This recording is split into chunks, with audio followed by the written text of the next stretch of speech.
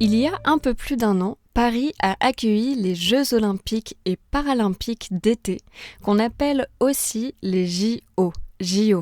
Du 26 juillet au 11 août, puis du 28 août au 8 septembre, des spectateurs du monde entier ont assisté à des épreuves d'athlétisme, de cyclisme, d'escalade ou encore de basketball fauteuil, un sport qui se joue en fauteuil roulant.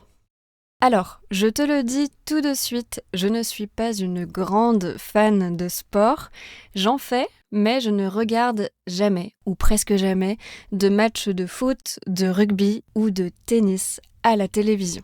Pourtant, ça ne m'a pas empêché d'apprécier ces JO.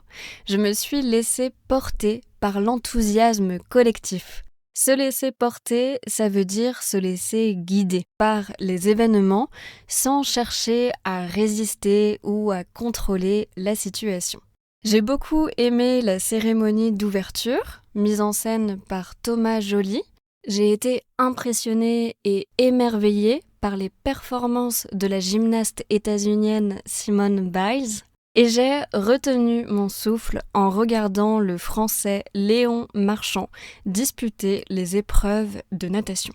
Alors, deux précisions ici, retenir son souffle, ça veut dire arrêter de respirer quand on attend quelque chose avec impatience ou quand on est anxieux. Et tu utilises peut-être le verbe disputer ou se disputer dans un contexte où tu te disputes avec quelqu'un quand tu es en conflit avec quelqu'un. Dans le sport, si tu disputes une épreuve, ça signifie simplement que tu participes à cette épreuve. Je ne suis pas la seule à avoir passé un bon moment pendant ces JO. Après l'été 2024, il y a eu une forme de consensus, c'est-à-dire d'accord commun en France pour dire que cette édition des Jeux Olympiques s'était bien passée. Je ne sais pas si tu te rappelles, mais ce n'était pas gagné, ce n'était pas certain. Avant les JO, on anticipait des problèmes de transport et de logement. De nombreux Parisiens ont quitté la capitale. On avait peur du coût exorbitant, c'est-à-dire très élevé des Jeux, etc. Dans cet épisode, je te propose de faire le bilan des JO de Paris. Que reste-t-il vraiment de ces Jeux olympiques ? Est-ce que c'était une parenthèse enchantée, c'est-à-dire un moment génial qui ne dure pas, ou est-ce que les JO ont eu un impact positif en France ? Je t'expliquerai d'abord pourquoi on s'intéresse de plus en plus à l'héritage des Jeux olympiques. L'héritage, c'est ce qu'on laisse derrière soi. Ça peut être l'héritage matériel que tu laisses à ta famille quand tu meurs, mais le mot est aussi utilisé pour parler de choses immatérielles. On peut parler de l'héritage d'un artiste, d'une personnalité politique ou d'un événement, par exemple. Ensuite, on entrera dans le détail de cette édition. Je te présenterai l'impact des JO sur l'économie, sur l'architecture et l'environnement, et enfin sur la pratique sportive en France. Si tu ne me connais pas encore, je suis Marianne, professeure de français langue étrangère, et toutes les 2 semaines, je t'accompagne dans la découverte d'actualités en français. N'oublie pas que tu peux télécharger la transcription gratuite de cet épisode en cliquant sur le lien qui est en description. Allez, c'était une longue introduction. 3, 2, 1, partez! Le français de l'actu. Le français de l'actu. Réfléchis à des sujets actuels en français. Pour commencer, il faut savoir que la question de l'héritage des Jeux olympiques n'est pas si récente. D'après le Comité international olympique, l'idée d'un héritage olympique serait apparue pour la première fois au moment des JO de Melbourne, organisés en Australie en 1956. Mais c'est surtout à partir de 2017 qu'elle est devenue un élément clé, c'est-à-dire un élément central de l'évaluation des candidatures. Aujourd'hui, une ville qui souhaite accueillir les JO ne peut pas faire l'impasse sur la question de l'héritage laissé par les Jeux. Ça veut dire qu'elle ne peut pas l'éviter. Elle doit montrer que les JO auront des bénéfices à long terme pour le territoire. C'est ce que Paris a fait quand la ville s'est portée candidate. Son ambition, c'était de laisser un héritage durable et inclusif. Alors, est-ce qu'il y a eu un impact économique positif pour le pays ? Est-ce que les infrastructures sportives ont pu être réutilisées ? Et enfin, est-ce que l'événement a favorisé la pratique sportive en France ? C'est ce qu'on va voir dans les parties suivantes.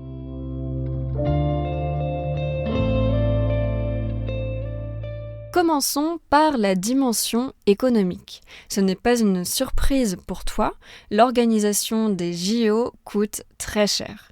Et quand les coûts ne sont pas contrôlés, ça peut avoir des conséquences importantes. Par exemple, les JO de Montréal, au Canada, en 1976, ont laissé aux Québécois une dette colossale, c'est-à-dire très importante. Pour rassurer les Français, les organisateurs des JO de Paris ont assuré que l'impact sur les finances publiques resterait raisonnable et qu'il y aurait des retombées économiques positives pour le pays. Une retombée économique, c'est un effet direct ou indirect d'un événement ou d'une activité sur l'économie. Alors, concrètement, est-ce que ça s'est observé ? Eh bien, pas vraiment. À la fin du mois de septembre 2025, la Cour des comptes a publié un rapport sur le sujet. La Cour des comptes, c'est une institution publique française qui contrôle l'utilisation des finances publiques. Dans son rapport, elle nous apprend que les dépenses publiques associées aux JO de Paris ont été de 6,6 milliards d'euros, soit 3 fois plus que ce qui était attendu. Ces dépenses ne concernent pas l'organisation de l'événement en soi, mais tout ce qui l'entoure. L'amélioration du réseau de transport, la construction d'équipements, la sécurité, etc. Par ailleurs, l'impact des Jeux sur l'économie française a été limité. Il est estimé à 0,07 points du PIB en 2024. Le PIB, c'est le produit intérieur brut qui correspond à l'ensemble des richesses produites dans un pays chaque année. Comment ça s'explique ? Eh bien, même si les JO ont attiré de nombreux spectateurs, les touristes habituels ne sont pas venus à Paris pendant l'été. Les lieux culturels et certains commerces sont restés déserts, c'est-à-dire presque vides. On le voit donc, à court terme, l'impact économique des JO reste limité. Mais l'héritage économique se mesure souvent sur plusieurs années. Il faudra donc attendre encore un peu pour tirer un bilan définitif.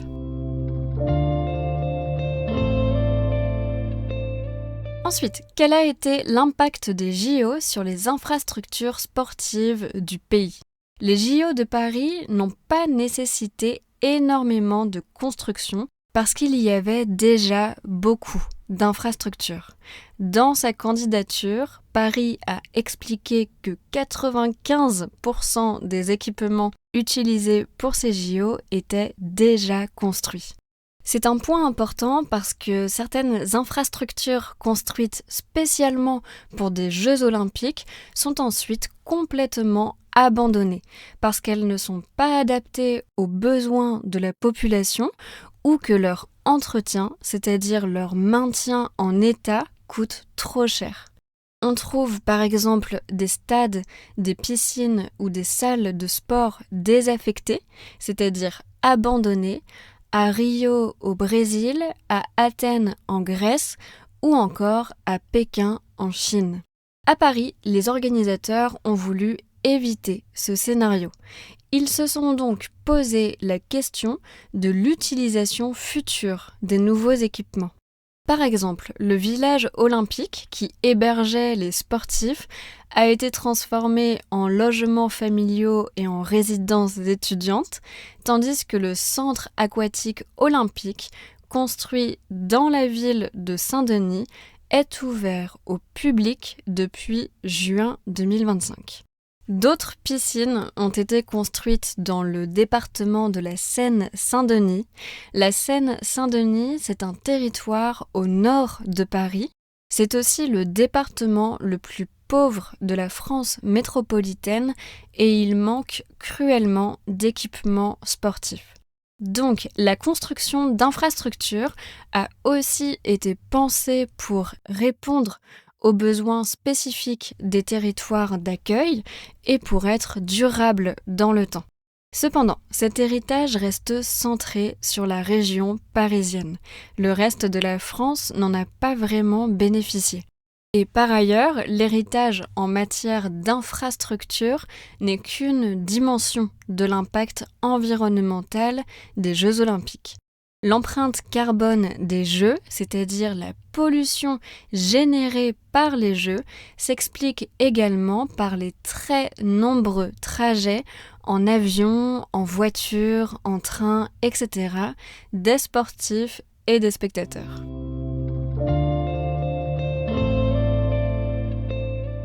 Enfin, est-ce que ces Jeux ont eu une influence positive sur la pratique sportive des Français ? Avant et pendant les JO de 2024, de nombreuses initiatives ont été mises en place pour favoriser cette pratique. Par exemple, des activités autour des JO ont été organisées à l'école pour les enfants et des aides financières ont été proposées aux jeunes qui souhaitent s'inscrire à un club sportif. Et cet enthousiasme pour le sport ne s'est pas arrêté avec les Jeux. D'après une étude de l'Institut Ipsos, publiée au début de l'année 2025, 27% des Français déclarent faire plus de sport qu'avant les JO. Cependant, là aussi, il y a quelques limites à prendre en compte. D'abord, l'impact à long terme de ce type d'événement sur la pratique sportive est incertain. Par exemple, à Londres, la pratique sportive a fortement augmenté juste après les Jeux olympiques de 2012, mais l'année suivante, elle était au même niveau qu'avant les JO. Ensuite, les professionnels du sport dénoncent de fortes restrictions budgétaires dans le secteur. Tu t'en souviens peut-être, dans d'autres épisodes, je t'ai expliqué que la France cherchait à réduire son déficit public. Le secteur du sport est bien sûr concerné alors qu'il comptait sur l'État pour continuer sur la lancée des JO. Continuer sur sa lancée, ça veut dire poursuivre le mouvement, maintenir une dynamique en cours. C'est particulièrement dommage pour le handisport, le sport pour les personnes en situation de handicap. Le handisport avait bénéficié d'une belle visibilité pendant les JO, mais la baisse des financements limite son développement. Donc, il y a eu un effet JO sur la pratique sportive, mais il pourrait être limité par le contexte budgétaire actuel. Pour finir sur une note positive, je précise quand même que la France reste un pays qui fait du sport. D'après le baromètre Sport Santé, une grande enquête sur les habitudes sportives et la santé, en 2025, 71% de Français pratiquent un sport régulièrement pour une moyenne de 4,4 heures par semaine.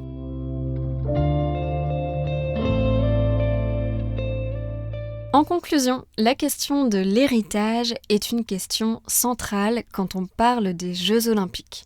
Au final, les JO de Paris ont eu un impact économique faible.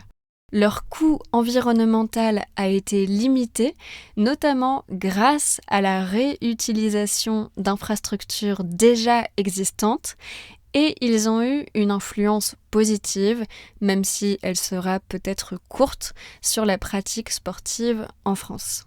Et puis, au-delà de ces chiffres, les JO, c'est aussi de bons moments, une ferveur collective, c'est-à-dire un enthousiasme collectif, une forme de fierté des Français pour leurs sportifs, etc. Ce sont des éléments qui ne sont pas forcément quantifiables, c'est-à-dire qui sont difficiles à calculer, mais qui restent importants. La question de l'héritage olympique sera bientôt de nouveau d'actualité parce que la France accueillera les Jeux olympiques d'hiver en 2030. Maintenant, j'aimerais beaucoup savoir ce que toi tu en penses. Au vu de ce bilan de Paris 2024, est-ce que tu penses que c'est une bonne idée pour un pays d'accueillir les Jeux olympiques ? Pourquoi ? Dans le club du podcast, je te propose de répondre à cette question à l'écrit ou à l'oral et de recevoir une correction personnalisée. Pour t'inscrire, clique sur le lien en description. Je te remercie d'avoir écouté cet épisode jusqu'au bout.